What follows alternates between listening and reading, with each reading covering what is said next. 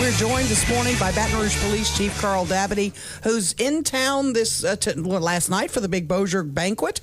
Are you making any other stops while you're here? Well, good morning. No, I don't have any other stops. Gonna spend a little time in your city this morning and head back this afternoon. Let me ask you this: what is your status in Baton Rouge? I know there was some talk about you were going to be moved to as interim chief, and the new mayor Sharon Westenberg was going to bring in a new chief, but then she had some positive remarks after she had a meeting with you. What's the status on that? Can you give us any update? Well, what I can give you is that we are currently having our meetings to work towards a resolution. The meetings that we have been positive, and hopefully very soon we'll have a resolution as to whether I remain as the chief or she picks a new chief for her administration. And you're eligible. You can retire, correct?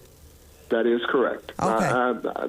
2017 was my year to retire, so it may bump things up a little bit, but we'll see. I'm open to all suggestions, and we're trying to work to a positive resolution for the citizens of Baton Rouge.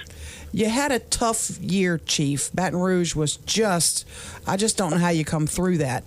You lost several officers. You had the shooting death of Alton Sterling. How much have you changed in the department as a result of what's happened in 2016? Well, definitely there has been change.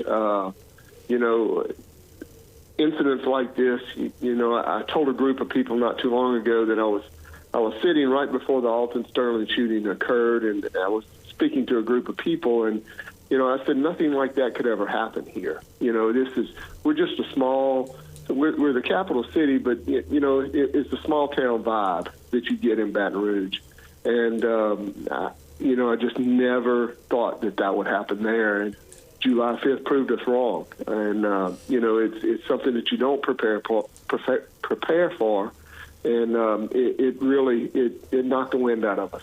Having said what you just said, that's something you don't prepare for.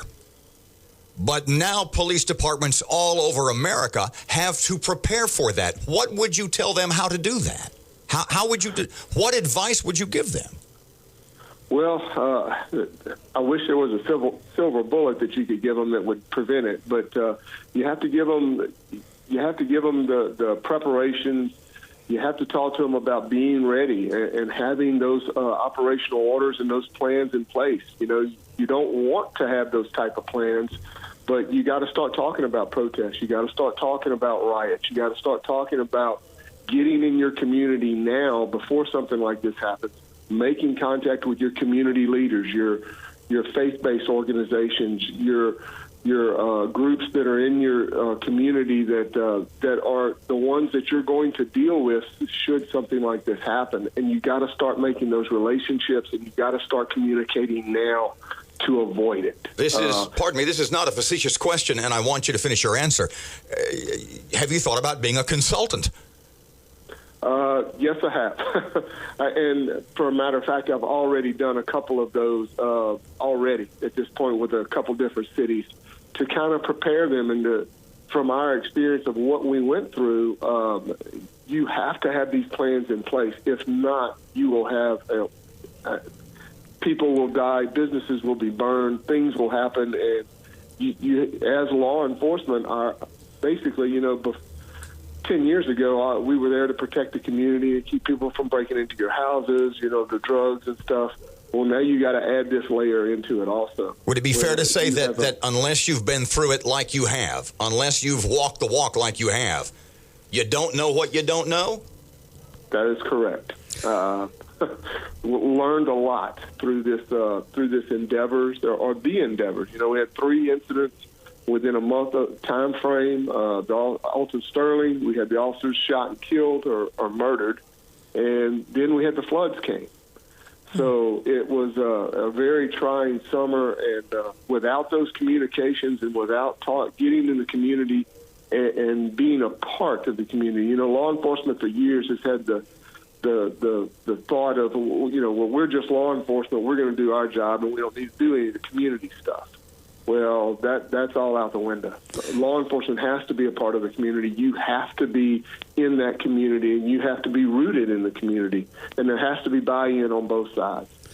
So, Clay Young said something last night, and I know you were his guest, and he talked about police officers and how they, they're not getting rich. They're criticized from every corner. And I often have to wonder and I don't know if you want to go here or not, but the racial tension in our country seems to be getting worse and worse by the day. With the election of Donald Trump, we're seeing protests and over almost every issue. Do you anticipate that this is going to get worse before it gets better? Well, I certainly hope not. I certainly hope that Ferguson, Baltimore, Miami, Baton Rouge, all are areas that people can learn from, that the violence doesn't solve anything. The only thing that's going to solve anything is a group of people that can act as adults and have an open conversation and dialogue and get to the root of the problems and fix those problems, be able to identify what those problems are and then fix them with viable solutions. I don't know that it's going to get any worse. I think it's pretty bad right now. But what we're doing in Baton Rouge is that we're sitting at the table and we're having a dialogue. And we're coming up with viable solutions. The new mayor has made that one of her goals. And the police department is doing the same thing. We've actually been working on this for a couple of years now, bridging those gaps in the community. Your message, if you could this morning, I know y'all have a dialogue going, but to Mayor Sharon Westenberg about what you would hope would happen. Carl Dabadie wants to stay on as chief. Carl Dabadie wants to help. What would you say? Well, I think right now that we're both in a place where we're looking at solutions and resolutions to our issues. I think the mayor wants to go in a different direction, which is, she's the mayor. That's her prerogative. But we have to come to some type of resolution where it best serves the citizens of Baton Rouge. And it's not about me. It's not about her. It's about what we do for our community.